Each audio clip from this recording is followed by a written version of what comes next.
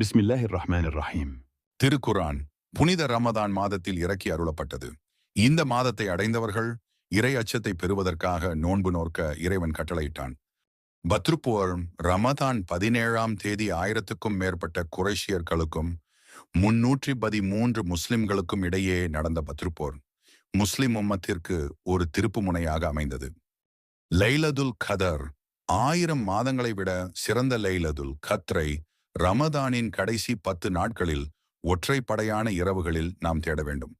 ஹதீஸ் இறை தூதர் ஸல்லல்லாஹு அலைஹி வஸல்லம் அவர்கள் கூறினார்கள், லைலதுல் கத்ரில் நம்பிக்கையுடனும் நன்மையை எதிர்பார்த்தும் வணங்குகிறவரின் முன்பாவம் மன்னிக்கப்படுகிறது. ரமதானின் நம்பிக்கையுடனும் நன்மையை எதிர்பார்த்தும் நோன்பு நோக்கிறவர்களின் முந்தைய பாவங்கள் மன்னிக்கப்படுகின்றன என அபூ ஹுரைரா ரதியல்லாஹு அன்ஹு அவர்கள் அறிவித்தார்.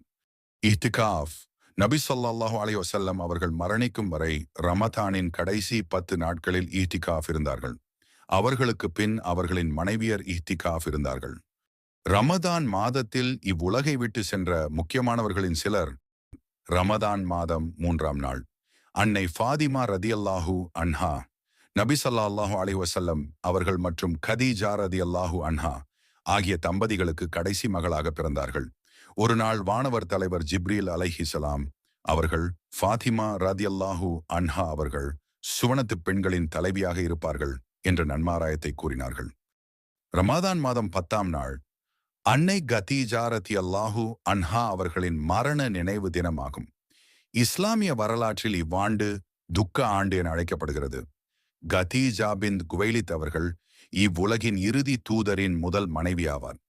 ஹதீஸ் ஒருமுறை நபி ஸல்லல்லாஹு அலைஹி வஸல்லம் அவர்களிடம் ஜிப்ரீல் அலைஹிஸ்ஸலாம் அவர்கள் வந்து, அல்லாஹ்வின் தூதரே, இதோ கதீஜா உங்களிடம் உணவு அல்லது பானமுள்ள பாத்திரத்தை எடுத்துக்கொண்டு உங்களை நோக்கி வந்து கொண்டிருக்கிறார்.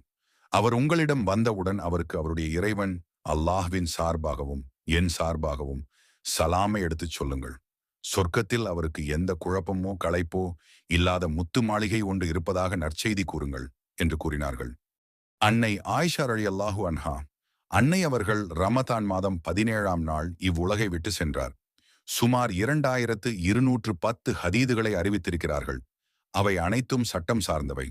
சுவன சோலைகளில் இறை தூதர் ஸல்லல்லாஹு அலைஹி வஸல்லம் அவர்களுடைய மனைவியாக இருப்பதற்கும் அல்லாஹ் அவர்களை தேர்ந்தெடுத்திருக்கின்றான்.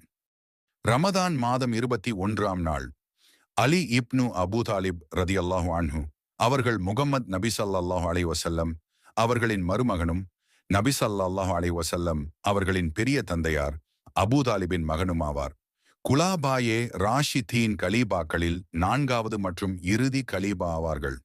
நபி ஸல்லல்லாஹு அலைஹி வஸல்லம் அவர்களின் திருவதனங்களால் சொர்க்கத்திற்கு நன்மாராயம் கூறப்பட்ட 10 நன்மக்களில் அலி ரதியல்லாஹு அன்ஹு அவர்களும் ஒருவராவார்.